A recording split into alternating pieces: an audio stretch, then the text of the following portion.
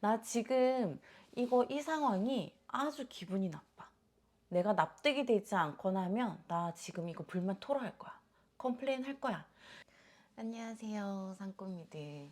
상담 라이프 진아입니다. 오늘 하루 상담을 하는 순간 혹은 누군가와 얘기를 하는 그 모든 순간에 어떠셨어요? 좀 행복하셨나요? 혹은 마음의 상처를 받는 그런 순간들이 있진 않으셨나요?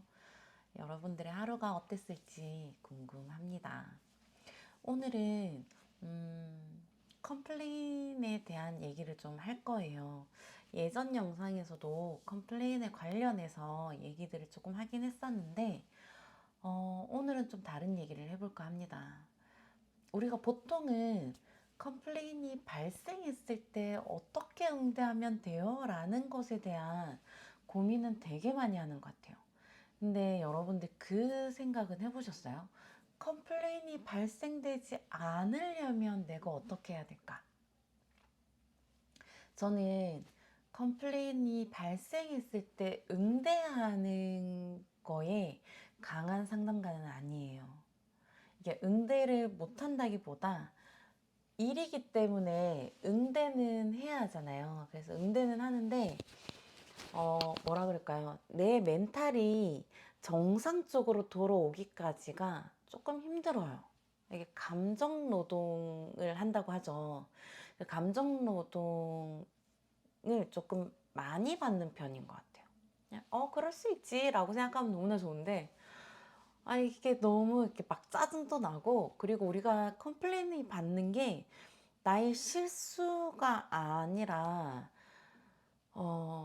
뭔가 이렇게 상대방이 본인의 어떤 그런 환경이나 실수를 인정하고 싶지 않아서 의도적인 컴플레인을 하는 경우가 있거든요. 그 컴플레인을 받으면 내가 정말 최선을 다해서 마음을 쓰고 했는데도 불구하고 그런 감정적인 대립을 이렇게 먼저 걸어오는 경우는 너무 힘들어해서 저는 어느 순간부터는 최대한 컴플레인이 발생하지 않게끔 응대하자 라는 그런 상담의 철칙이라고 해야 될까요? 그런 생각으로 바뀌어서 그 부분에 고민을 되게 많이 하는 상담가예요. 그래서 제가 강의를 하는 그런 모든 강의에는 그런 부분들이 조금 많이 녹아 있는 것 같습니다. 그래서 얼마 전에도 컴플레인 응대에 관련된 질문들을 조금 많이 받아서 거기에 대한 피드백들을 좀 많이 해줬었는데 왜 우리는 늘 응대만 생각하지? 라는 거에 대한 그런 안타까움? 그런 게 있어서 오늘은 제 채널에 컴플레인을 예방할 수 있는 응대법 4가지를 여러분들에게 좀 얘기하려고 합니다. 그래서 혹시 저처럼 더 이상 컴플레인을 받고 싶지 않아, 그래서 내가 조금 더 예방에 가까운 컴플레인 예방 응대를 하고 싶어 하시는 분들이 계시다면 오늘의 영상 끝까지 봐주시면 좀 도움이 되실 것 같아요. 네, 그럼 영상 시작하도록 할게요. 컴플레인을 응대한다는 거 참 어렵죠. 그래서 컴플레인을 예방하는 거 역시 쉽지는 않지만 저는 22년이라는 시간 동안 치과 상담가로 일을 하면서 응대보다는 예방이 편하다라는 결론을 좀 내린 것 같아요. 일단 방법을 좀 4가지로 추려봤어요. 근데 보통 우리가 가장 많이 받는 질문 중에 하나가, 예를 들어서 일을 쉬었어요. 지금 이 영상을 보시는 분들 중에 치과에 근무하지 않는 상꼬미들도 있을 수 있는데, 제가 치과에 근무를 하다 보니까 예시가 치과에 관련된 예시로 얘기를 좀 많이 해요. 근데 이것도 본인들이 상담하는 그 순간에 조금 이렇게 접목해서 들어보면 좀 도움이 될 것 같습니다. 일단 본론으로 다시 넘어와서요. 산꼬미들도 마찬가지일 거예요. 가장 많이 듣는 얘기가 뭐 치아를 씌웠을 때 이게 탈락을 하게 되면 이 씌운 게 왜 떨어져요? 혹시 임플란트를 했다면 이렇게 중간 나사가 풀렸을 때 임플란트 나사가 왜 풀려요? 혹시 기존에 얘기했던 치료 기간보다 조금 더 많이 치료가 연장되어지면 왜 치료 기간이 더 길어져요? 왜 치료를 했는데 아파요? 왜 이가 내가 돈 들여서 했는데 예쁘지 않아요? 가지런하지 않아요? 그런 류의 컴플레인들이 좀 많지 않을까 싶어요. 근데 이런 류의 컴플레인들은 충분히 상황에 예방 가능한데, 이럴 때 내가 잘못된 응대를 하게 되면 단순한 궁금증이 컴플레인으로 이렇게 좀 확산되기도 하거든요. 그래서 우리는 첫 번째, 상대가 얘기하는 그 문의, 그 의도가 어떤 의도인지를 좀 정확하게 파악해야 됩니다. 보통 뭔가를 물어볼 때요, 그냥 정말 단순히 궁금해서 물어보는 경우도 있어요. 이게 왜 그럴까? 이렇게 정말 단순해서 물어보는 경우도 있고요.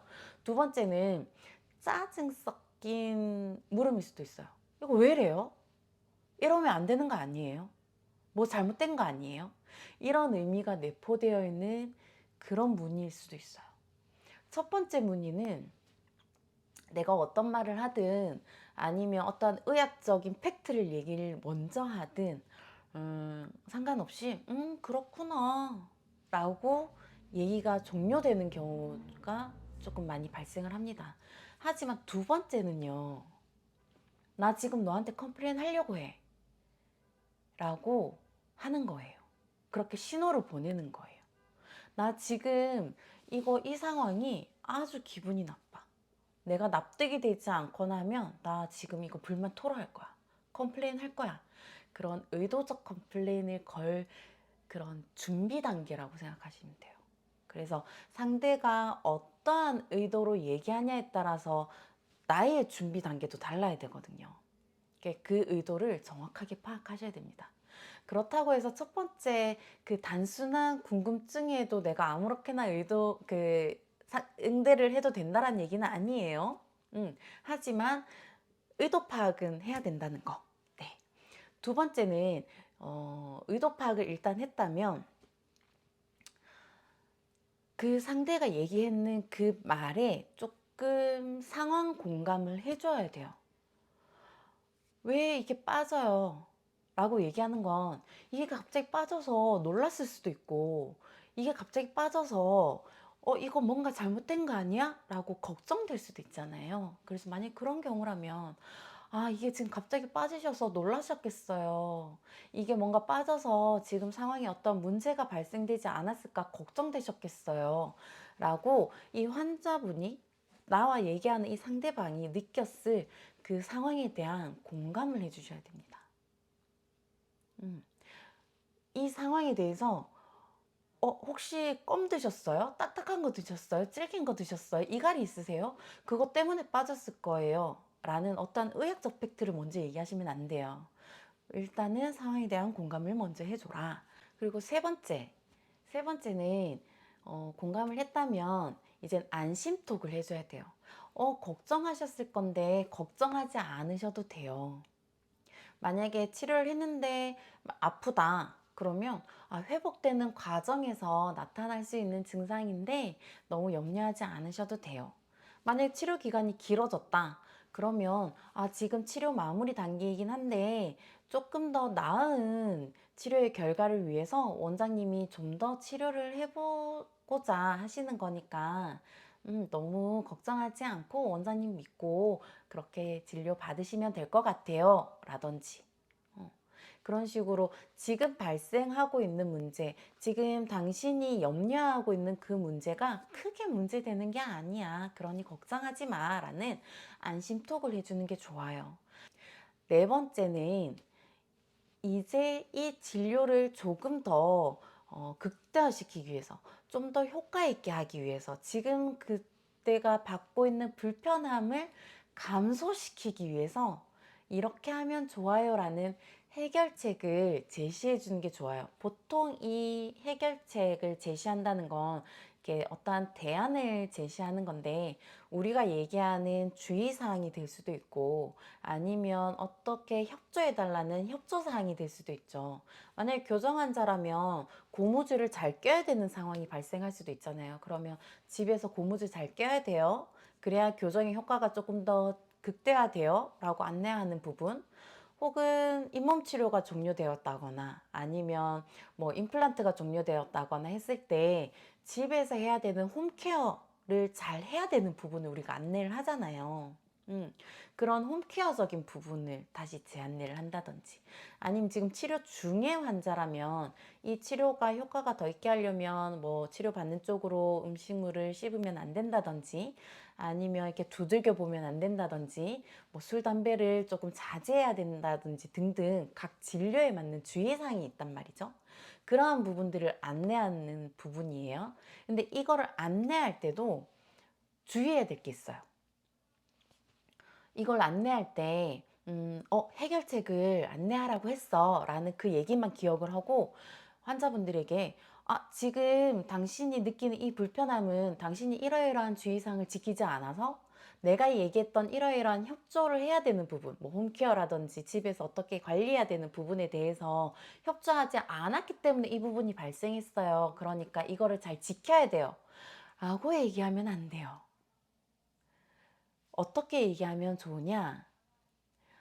이 진료를 조금 더 극대화시키기 위해서, 혹은 이 진료가 조금 더 나은 진료의 결과를 끌어내기 위해서는 이러한 부분들을 조금 더 잘 지켜주시는 게 좋으세요.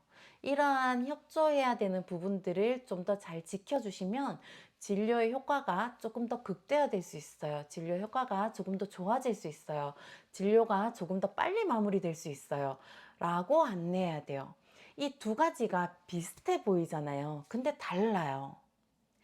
당신이 우리가 얘기했던 이 부분들을 지키지 않아서 이 불편함이 생겼으니까 이거를 이렇게 다시 해야 해는, 뭐라 그럴까요? 환자 탓을 하는 것처럼 환자가 느낄 수 있어요.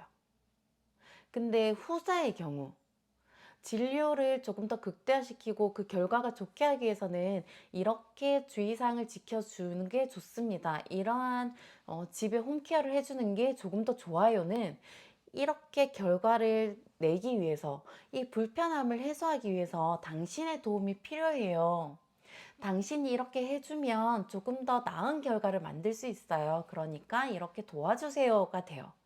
이렇게 되면 너를 원망하는 것이 아니라 이게 필요한 거야, 너의 도움이 필요한 거야 라고 해서 이 상황 안에 환자를 주체자로 들어오게 만들어요. 치료를 하는 주체자는 누구죠? 원장님이잖아요. 주체자가 원장님이고, 이 주체자가 진료의 스텝이 될 때는 이 진료가 잘못됐을 때 책임의 원망은 원장님이 되거나 진료의 스텝으로 돌려요. 근데 이게 잘 진료되기 위해서 너가 해야 되는 부분도 있어 라고 해서 그 진료에 이 환자를 주체자로 데리고 오게 되면요, 이 치료의 책임을 내가 져야 되는 부분이 있다라는, 내 관리의 책임도 있다라는 부분을 환자가 인지하기 때문에 진료의 결과가 만족스럽지 않더라도 단순히 모든 책임을 병원으로 돌리지 않아요. 그리고 상담의 기법 중에요, 상대에게 도움을 요청하라는 기법이 있어요. 요청을 하라는 부분이 있는데, 그게 보통 우리가 치과에서나 아니면 병원에서는 주의사항 안내하는 거, 그리고 어떠한 협조를 해야 되는, 아까 말씀드렸던 그 협조해야 되는 그 협조의 상황으로 이제 도움을 요청을 하는 거죠. 당신의 도움이 있어야, 당신의 협조가 있어야 이 진료의 결과가 좋습니다. 그러니까 이렇게 도와주세요. 진료의 결과를 좋게 하기 위해서 당신의 도움이 필요해요. 라고 요청하는 기법이에요. 그러면 아까 설명드린 것처럼 환자가, 내 도움이 필요해? 내가 도와줄게. 내가 이렇게 해주면 진료가 조금 더 나은 진료가 될 수 있어? 그럼 내가 해줄게. 라는 그러한 사람의 심리가 발동이 된다라고 합니다. 그래서 우리가 뭔가를 얘기를 할 때 당신이 이걸 하지 않아서 이렇게 불편했으니까 이렇게 해야 돼요가 아닌, 네, 조금 더 나은 결과를 도출하기 위해서 당신에게 이러한 협조를 요합니다. 이렇게 해주세요로 말을 바꿔서 하는 것이 훨씬 더 그 상황을 부드럽게 만들 수 있어요. 그래서 지금 얘기 드렸던 이 네 가지 기억하시나요? 첫 번째, 상대의 말의 의도를 파악하고, 두 번째, 상대의 상황에 대해 공감을 해주고, 세 번째, 그 상황에 대해서 걱정하지 않게끔 안심톡 해주고, 네 번째, 그 상황에 대한 해결책을 제시해 주는 것. 이 네 가지 방법을 이 순서대로 잘 적용한다면 환자가 컴플레인을 하려고 이렇게 시동을 탁 걸다가도 그래 로 이렇게 시동이 꺼지는 상황이 연출이 된답니다. 되는지 안 되는지 여러분들이 경험했을 때 한번 확인해 보세요. 상황에 따라서 환자의 성향에 따라서 그 방향이 조금 달라질 수는 있지만 대부분의 경우는 이 네 가지만으로도 컴플레인을 발생될 수 있는 그 불꽃을 많이 꺼트려요. 그리고 오히려 더 우리 진료의 협조를 더 높이는 그런 상황이 정말 연출이 되거든요. 그래서 컴플레인 응대에 힘들었던 우리 상꾸미들, 이제 응대하지 말고 컴플레인 예방하는 상꾸미들로 변화해 보길 바래요. 저도 컴플레인을 예방해야 되겠다라고 생각한 이후부터 저의 상담이 되게 많이 바뀌었거든요. 비록 내 머릿속으로는 어떠한 말을 하는 것이 좋을까? 이 사람의 성향이 이러니까 이렇게 말을 해볼까? 이러한 그런 생각들을 정말 엄청 많이 하지만 그래도 그게 내 감정 노동을 줄일 수 있는 최고의 방법이더라고요. 여러분들도 그 방법을 점점 체득해서 몸에 익히는 그러한 순간들이 되셨으면 좋겠습니다. 네. 오늘의 영상도 여러분들의 상담에 좀 도움이 되었으면 좋겠어요. 오늘의 영상이 도움이 되었다면 좋아요, 구독 눌러주시고요. 여러분들이 업무를 하다가 궁금하셨던 부분들이 있으면 언제든지 댓글로 남겨주시거나 상담핀 라이프 진아의 인스타나 블로그에 함께 소통하면서 남겨주시면 여러분들이 힘들어하는 부분에 대해서 제가 도와줄 수 있는 부분은 영상으로 또 이렇게 남겨드릴게요. 네. 오늘 하루도 너무 수고 많으셨고요. 지금 제가 영상 찍고 있는 시간이 이렇게 보시다시피 밤이에요. 여러분들의 오늘의 밤이 단밤이 되길 바라봅니다. 그럼 우린 다음에 다른 영상에서 다시 만나도록 할게요. 모두 안녕.